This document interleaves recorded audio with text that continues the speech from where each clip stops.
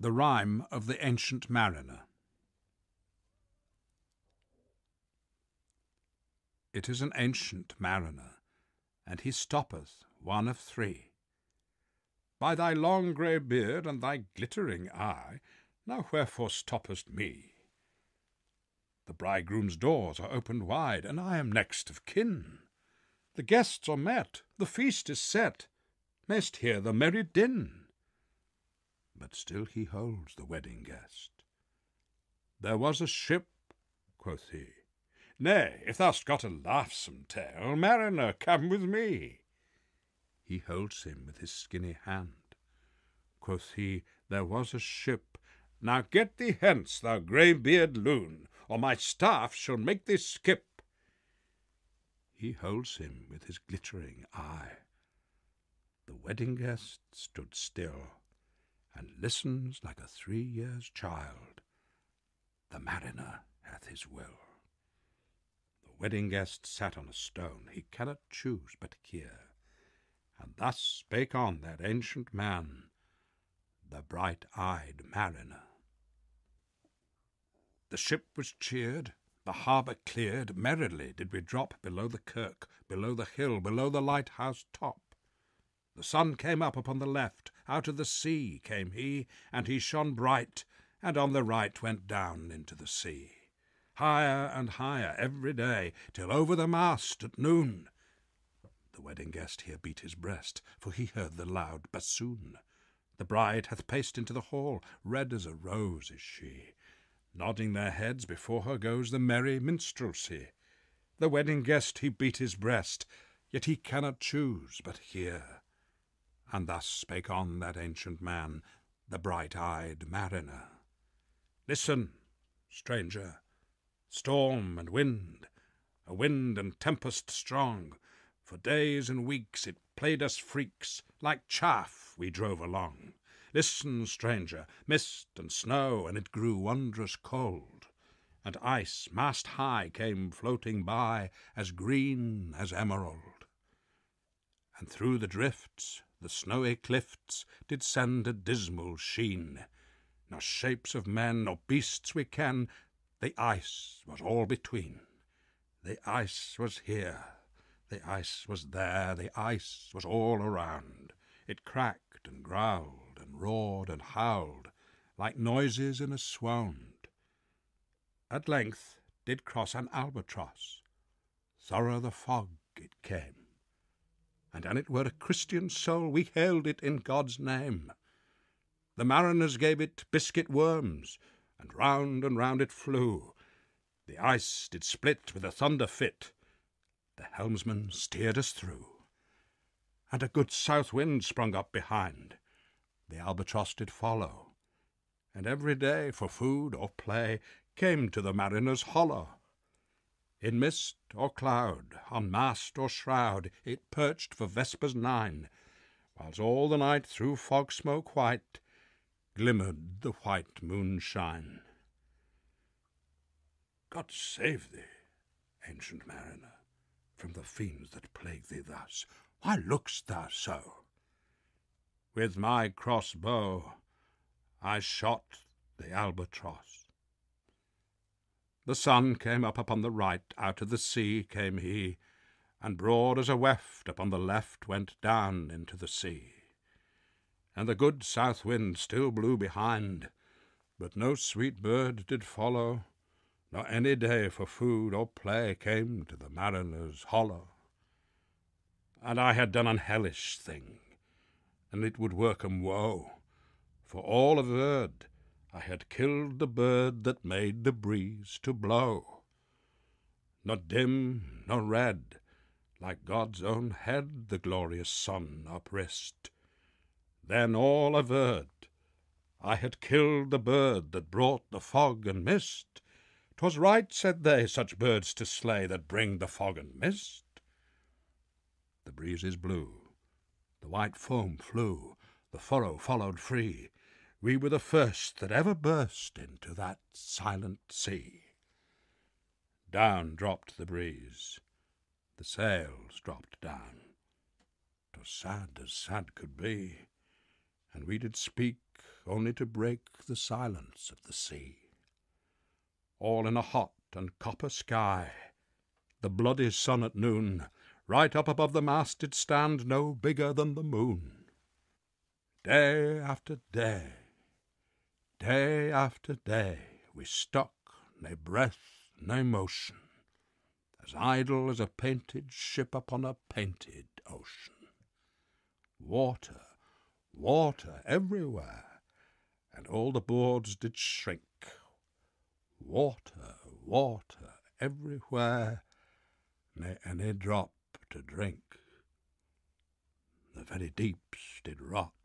O Christ, that ever this should be! Yea, slimy things did crawl with legs upon the slimy sea. About, about in reel and rout the death fires danced at night. The water, like a witch's oils, burnt green and blue and white, and some in dreams assured were of the spirit that plagued us so. 9 fathom deep he had followed us from the land of mist and snow. And every tongue through utter drouth was withered at the root. We could not speak no more than if we had been choked with soot. Oh, well a day, what evil looks had I from old and young! Instead of the cross, the albatross about my neck was hung. I saw a something in the sky, no bigger than my fist. At first it seemed a little speck, and then it seemed a mist. It moved, and took at last a certain shape, I wist. A speck, a mist, a shape, I wist. And still it neared, and an it dodged a water sprite, it plunged, and tacked, and veered. With throat unslaked, with black lips baked, ne could we laugh, ne wail. Then while through droughts all dumb they stood, I bit my arm, and sucked the blood, and cried, "A sail! A sail!" With throat unslaked, with black lips baked, agape they heard me call. Gramercy they for joy did grin, and all at once their breath drew in, as they were drinking all. She doth not tack from side to side, hither to work us weal. Withouten wind, withouten tide, she steadies with upright keel. The western wave was all aflame, the day was well nigh done. Almost upon the western wave rested the broad bright sun, when that strange shape drove suddenly betwixt us and the sun. And straight the sun was flecked with bars. Heaven's mother send us grace, as if through a dungeon grate he peered with broad and burning face.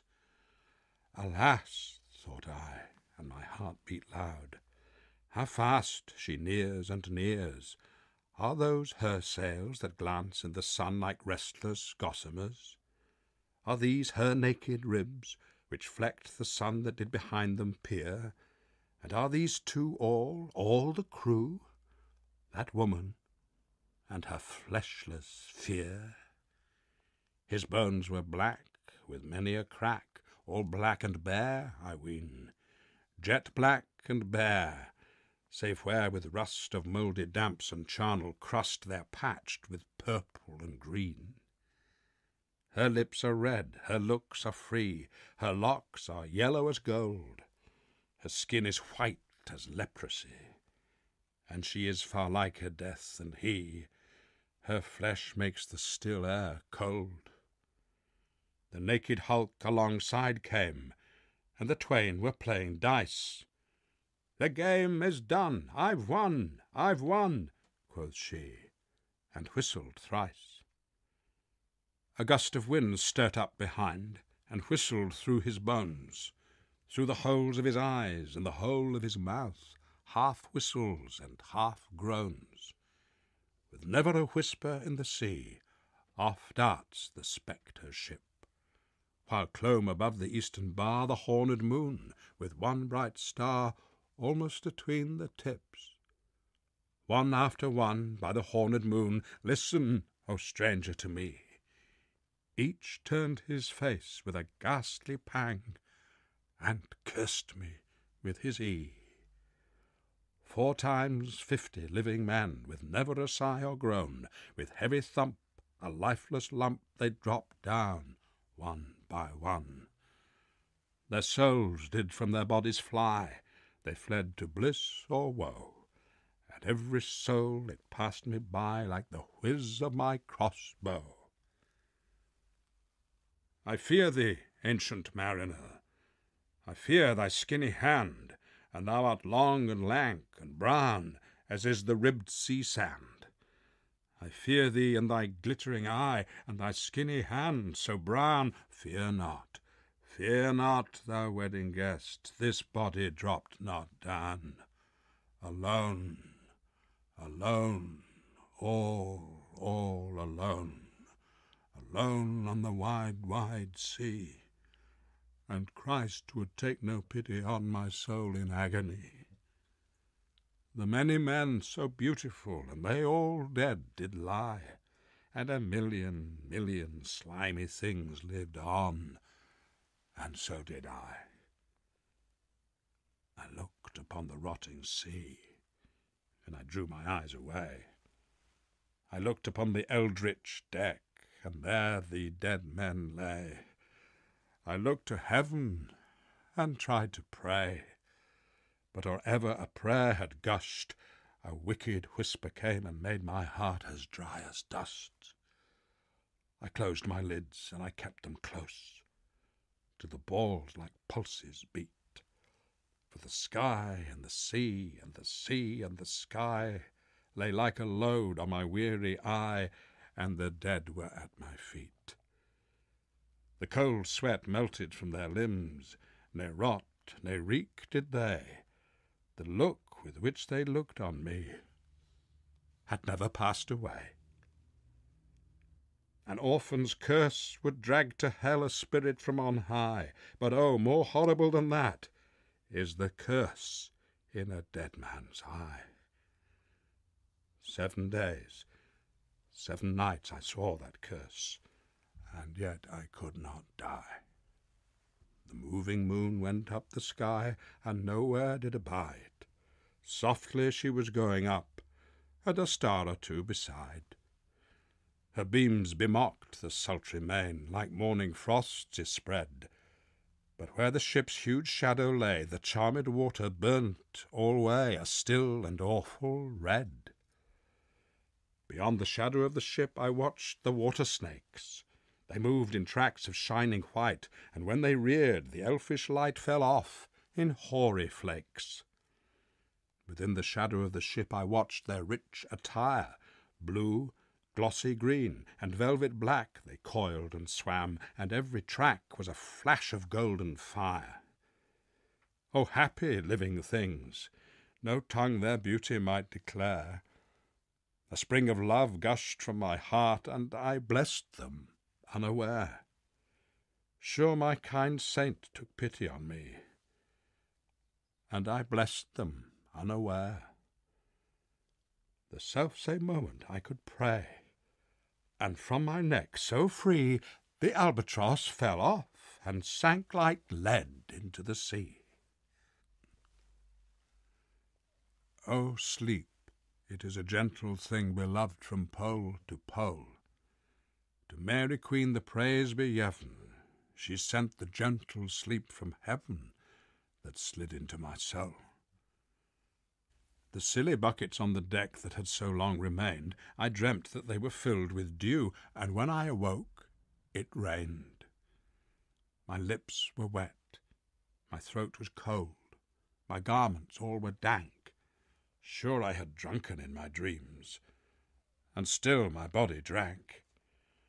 I moved and could not feel my limbs. I was so light, almost I thought that I had died in sleep, and was a blessed ghost. The roaring wind, it roared far off, it did not come anear, but with its sound it shook the sails that were so thin and sere. The upper air bursts into life, and 100 fire flags sheen. To and fro they are hurried about, and to and fro and in and out the stars dance on between. The coming wind doth roar more loud, The sails do sigh like sedge. The rain pours down from one black cloud, and the moon is at its edge. Hark, hark, the thick black cloud is cleft, and the moon is at its side. Like waters shot from some high crag, the lightning falls with never a jag, a river steep and wide. The strong wind reached the ship. It roared and dropped down like a stone.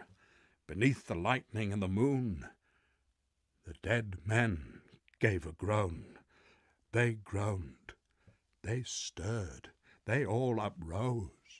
Ne spake, ne moved their eyes. It had been strange, even in a dream, to have seen those dead men rise. The helmsman steered, the ship moved on, yet never a breeze up blew. The mariners all gan work the ropes, where they were wont to do. They raised their limbs like lifeless tools. We were a ghastly crew. The body of my brother's son stood by me, knee to knee. The body and I pulled at one rope, but he said naught to me, and I quaked to think of my own voice, how frightful it would be. The daylight dawned. They dropped their arms and clustered round the mast. Sweet sounds rose slowly through their mouths and from their bodies passed. Around flew each sweet sound, then darted to the sun. Slowly the sounds came back again, now mixed, now one by one. Sometimes, a dropping from the sky, I heard the lavrock sing. Sometimes, all little birds that are, how they seemed to fill the sea and air with their sweet jargoning. And now 'twas like all instruments, now like a lonely flute, and now it is like an angel's song that makes the heavens be mute. It ceased, yet still the sails made on a pleasant noise till noon, a noise like of a hidden brook in the leafy month of June, that to the sleeping woods all night singeth a quiet tune. Listen, oh listen, thou wedding guest, mariner, thou hast thy will, for that which comes out of thine eye doth make my body and soul to be still. Never sadder tale was told to a man of woman born. Sadder and wiser, thou wedding guest, thou'lt rise to-morrow morn. Never sadder tale was heard by a man of woman born. The mariners all returned to work as silent as beforn. The mariners all gan pull the ropes, but look at me, they knolled. Thought I, I'm as thin as air, they cannot me behold. Till noon we silently sailed on, yet never a breeze did breathe. Slowly and smoothly went the ship, moved onward from beneath. Under the keel, 9 fathom deep, from the land of mist and snow, the spirit slid, and it was he that made the ship to go. The sails at noon left off their tune, and the ship stood still also. The sun right up above the mast had fixed her to the ocean, but in a minute she gan stir with a short, uneasy motion, backwards and forwards half her length, with a short, uneasy motion. Then, like a pawing horse let go, she made a sudden bound. It flung the blood into my head, and I fell into a swound. How long in that same fit I lay, I have not to declare, but ere my living life returned, I heard, and in my soul discerned, 2 voices in the air. "Is it he?" quoth one. "Is this the man? By him who died on cross, with his cruel bow he laid full low the harmless albatross. The spirit who bideth by himself in the land of mist and snow, he loved the bird that loved the man who shot him with his bow." The other was a softer voice, as soft as honeydew. Quoth he, "The man hath penance done, and penance more will do." "But tell me, speak again, thy soft response renewing. What makes that ship drive on so fast? What is the ocean doing? Still as a slave before his lord, the ocean hath no blast. His great bright eye most silently up to the moon is cast. If he may know which way to go, for she guides him smooth or grim, see, brother, see how graciously she looketh down on him. But why drives on that ship so fast, withouten wave or wind? The air is cut away before, and closes from behind. Fly, brother, fly, more high, or we shall be belated, for slow and slow that ship will go when the mariner's trance is abated. I woke, and we were sailing on as in a gentle weather. 'Twas night, calm night, the moon was high, the dead men stood together, all stood together on the deck, for a charnel dungeon fitter. All fixed on me their stony eyes that in the moon did glitter. The pang, the curse with which they died, had never passed away. I could not draw my een from theirs, ne turn them up to pray. And in its time the spell was snapped, and I could move my een. I looked far forth, but little saw of what might else be seen.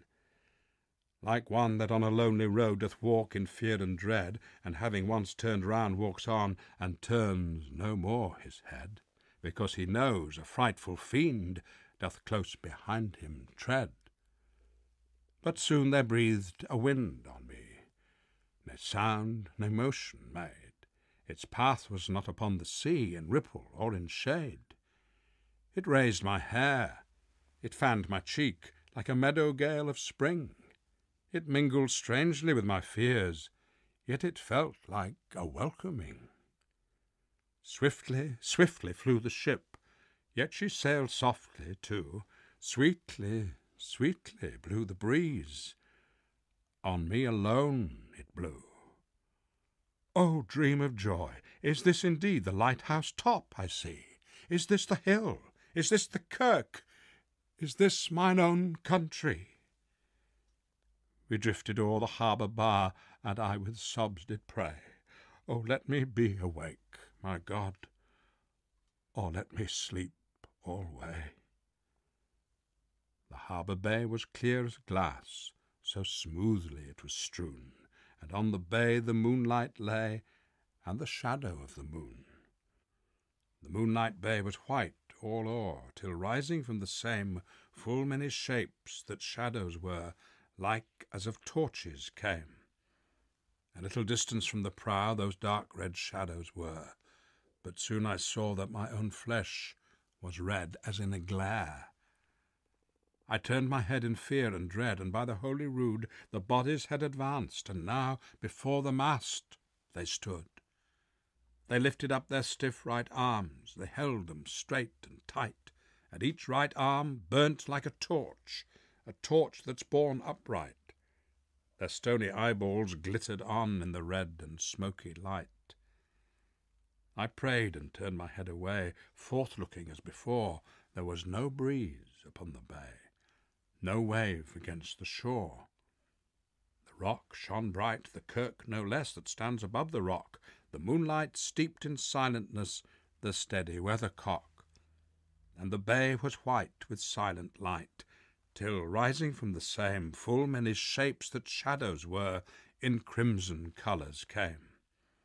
A little distance from the prow those crimson shadows were. I turned my eyes upon the deck. O Christ, what saw I there? Each corse lay flat, lifeless and flat, and by the holy rood a man all light, a seraph man on every corse there stood. This seraph band each waved his hand.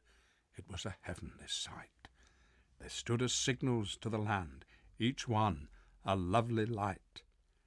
This seraph band each waved his hand. No voice did they impart, no voice, but oh, the silence sank like music on my heart. Eftsoons I heard the dash of oars, I heard the pilot's cheer, my head was turned perforce away, and I saw a boat appear. Then vanished all the lovely lights, the bodies rose anew, with silent pace each to his place, came back the ghastly crew. The wind that shade nor motion made, on me alone it blew. The pilot and the pilot's boy, I heard them coming fast. Dear Lord in heaven, it was a joy the dead men could not blast. I saw a third, I heard his voice, it is the hermit good. He singeth loud his godly hymns that he makes in the wood. He'll shrieve my soul, he'll wash away the albatross's blood. This hermit good lives in that wood which slopes down to the sea. How loudly his sweet voice he rears! He loves to talk with mariners that come from a far country.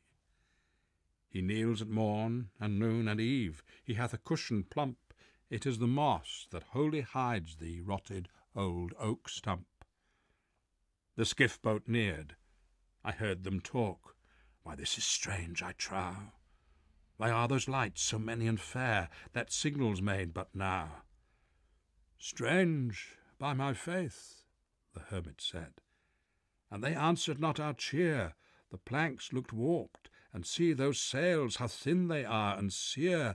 I never saw aught like to them, unless perchance it were the skeletons of leaves that lag my forest brook along, when the ivy tod is heavy with snow, and the owlet whoops to the wolf below that eats the she-wolf's young. Dear Lord, it has a fiendish look. The pilot made reply, I am afeard. Push on, said the hermit cheerily. The boat came closer to the ship, but I ne spoke, ne stirred. The boat came close beneath the ship, and straight a sound was heard. Under the water it rumbled on, still louder and more dread. It reached the ship, it split the bay, the ship went down like lead. Stunned by that loud and dreadful sound, which sky and ocean smote, like one that hath been 7 days drowned, my body lay afloat. But swift as dreams myself I found within the pilot's boat. Upon the whirl where sank the ship, the boat spun round, and all was still, save that the hill was telling of the sound. I moved my lips. The pilot shrieked and fell down in a fit. The holy hermit raised his eyes and prayed where he did sit. I took the oars. The pilot's boy, who now doth crazy go, laughed loud and long, and all the while his eyes went to and fro. Ha, ha, quoth he, full plain I see, the devil knows how to row. And now all in my own country I stood on the firm land. The hermit stepped forth from the boat, and scarcely he could stand. Oh, shrieve me, holy man. The hermit crossed his brow. Say, quick, quoth he, I bid thee say, what manner man art thou? Forthwith this frame of mine was wrenched with a woeful agony, which forced me to begin my tale, and then it left me free. Since then, at an uncertain hour, now oft times and now fewer, that anguish comes and makes me tell my ghastly aventure. I pass like night from land to land, I have strange power of speech. The moment that his face I see, I know the man that must hear me, to him my tale I teach. What loud uproar bursts from that door? The wedding guests are there. But in the garden bower the bride and bridemaid singing are, and hark the little vesper bell, which biddeth me to prayer. O wedding guest, this soul hath been alone on a wide, wide sea. So lonely 'twas that God himself scarce seemed there to be.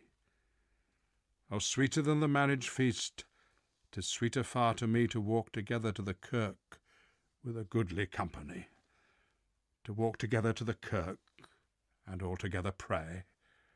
while each to his great Father bends, old men and babes, and loving friends, and youths, and maidens gay.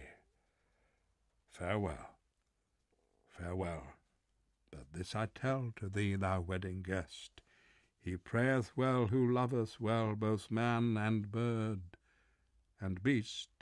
He prayeth best who loveth best all things both great and small, for the dear God who loveth us he made, and loveth all.